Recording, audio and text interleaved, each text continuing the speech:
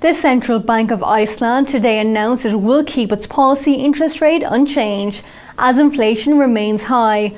I have John Benson, an economist at Íslandsbanki, on the line. So John, this decision was actually expected.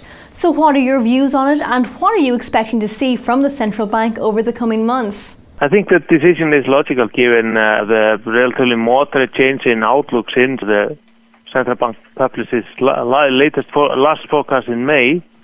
And in the new forecast, worsening inflation outlook is offset, at least to a degree, by slower projected growth.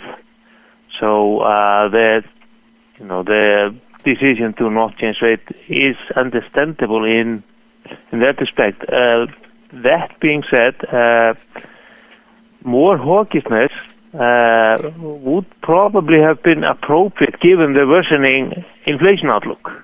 In particular, if you believe that central bank is still keeping to its inflation targeting monetary policy. But the fact is that I guess the mandate of the central bank has become somewhat more complicated in Iceland since the imposition of capital controls and on the financial collapse. So if you look past the sort of official mandate and take into account the state of the economy, I guess the decision now and the tone is broadly appropriate. So for us, as we expect actually rates to remain unchanged throughout this year, and then see a couple of hikes in 2014 as growth picks up and inflation remains stubbornly high. And staying on the topic of inflation, Iceland's inflation rose to 3.8% in July and continued to stay above the central bank's target range. So do you think the central bank are actually tackling the problem of inflation correctly? Yeah, well, that is a good question. And again, if you were to look at the central bank or view it as a purely inflation targeting central bank, it would probably be appropriate for them to be more hawkish in the rate decisions given the persistence of the inflation. But in fact, the picture is somewhat more complicated. The central bank has been worried about the slowness of the recovery in Iceland, and actually the recovery slowed down after picking up speed a couple of years ago. It sort of has slowed down again. So in my view, they are right to look to the pace of the recovery as well.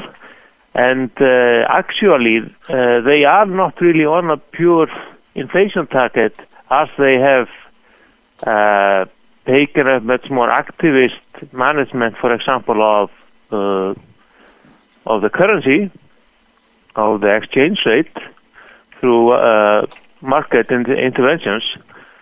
So the point is that their de facto monetary policy is much more broad than the inflation target alone would suggest. And the IMF and S&P are worried about the details of the household debt reduction plan and how it's actually going to be financed. Are you concerned about this, and do you think it could increase government debt in the long term? Well, yes, I think the concerns of the IMF and the S&P are reasonable and understandable, given the almost complete lack of detail on both the execution of the debt reduction plan and the financing. This plan was a major campaign point of one of the parties in the ruling coalition before the election, and they actually went through the whole election campaign without explaining in any kind of detail how this would be executed and financed, other than saying that the financing would be courtesy of the estates of the failed banks in Iceland and their foreign creditors. Since the election, there has been no further clarity on how this exercise is going to be executed and financed, other than there has been a mention of a temporary fund bridging the gap between the debt reduction itself and the financing. And as you can imagine, any mention of a government fund with this mandate is in most senses and purposes equal to the government taking on additional debt. So be it direct or indirect increase in government debt, there is definitely a probability of government debt increasing as a result of this plan.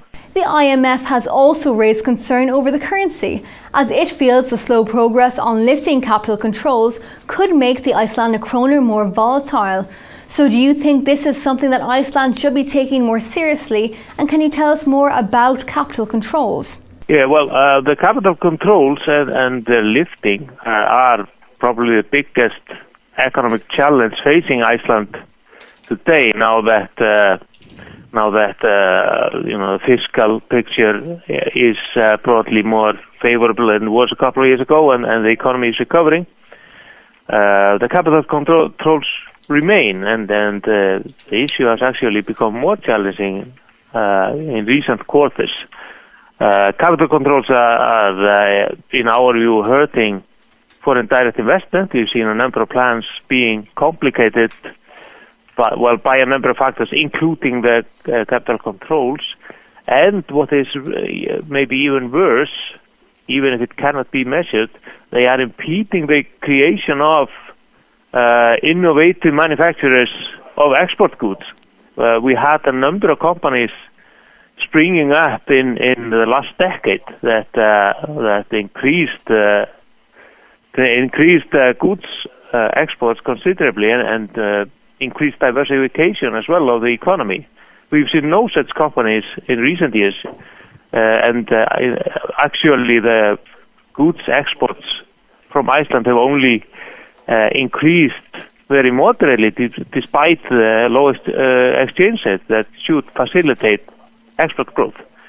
And that, in my view, is to a large degree due to the capital controls. Thank you very much for that. Well, viewers, do stay tuned to Dukascopy TV, and tomorrow I will be bringing you the Commodities Corner. So, see you then.